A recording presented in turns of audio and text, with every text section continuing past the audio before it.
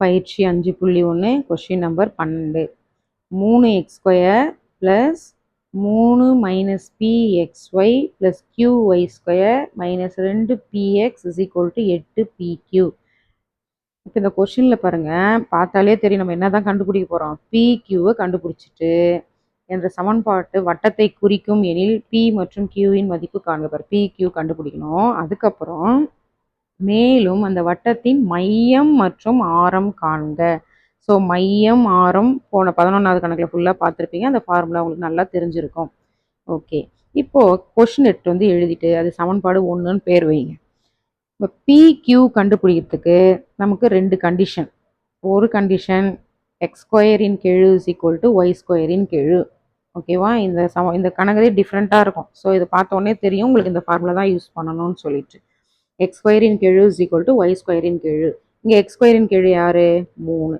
இங்கே y² q. So 3 = q. மாற்றி எழுதிக்கலாம். q = 3 ஆன்சர் கிடச்சிருச்சு. ஒரு ஆன்சர் கிடச்சிருச்சு. அடுத்து என்ன கண்டுபிடிக்கணும்? p கண்டுபிடிக்கணும் இல்லையா? p கண்டுபிடிக்க இன்னொரு ஃபார்முலா இருக்குது. xy = 0. First x² y² சமப்படுத்துகிறோம். அப்புறம் xy = 0ன்னு போடுறோம். அவ்வளோதான். இங்கே பாருங்கள், xy யார்? 3 - p போடுங்க. 3 - p = 0. அப்போ pயோட ஆன்சர் 3. q ஆன்சரும் p ஆன்சரும் கிடச்சிருச்சா? அதை எடுத்துகிட்டு போய் இந்த சமன்பாட்டில் பிரதியிட போகிறோம்.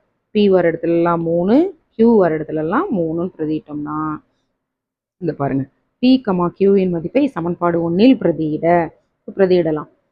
3x² அப்படியே எழுதுங்க. அடுத்து இங்கே யார்? பியோட ஆன்சர் 3. அப்போ 3 போட்டோம்னா இந்த என்ன ஆகிடும்? 3 - 3 0. அப்போ இந்த டேர்மே 0 ஆகிடும். அப்போ அது எழுத தேவையில்லை. அடுத்தது பாருங்கள், இங்கே qy². q எவ்வளோ? 3. 3y² - 2p. p எவ்வளோ? இது கண்டுபிடிச்சி பாருங்க, 3. அப்போ -6ன்னு வரும். 6x = இங்கே 8 இருக்குது இல்லையா? 8 பெருக்கல் பியோட மதிப்பு 3, கியூவோட மதிப்பு 3. அப்போ இதை பெருக்குனா என்ன வரும்? 3 3 9ஆ? 8 9 72. அந்த 72 தான் இங்கே போட்டிருப்பேன். இப்போ இது பாருங்க, நான் என்ன சொன்னேன், வட்டத்தின் சமன்பாடுனால இங்கெல்லாம் என்ன வரணும்? 1ன்னு வரணும். அப்போ இங்கே என்ன இருக்குது? 3 இருக்குது. என்ன செய்யலாம்? 3ஆல் வகுத்துடலாம். வகுத்துட்டா இந்த ஸ்டெப்பு கிடைக்கும்.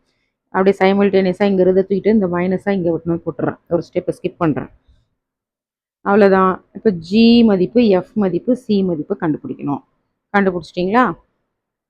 ஃபார்முலா எழுதுங்க. மையம் -g, -f. ஆன்சரை பிரதியிடுங்க. அடுத்து என்ன கண்டுபிடிக்கணும்? ஆரம். ஆரம்க்கு என்ன ஃபார்முலா சொல்லுங்கள் பார்ப்போம். குட். √g² + f² - c. மதிப்பு பிரதியிடுறீங்க.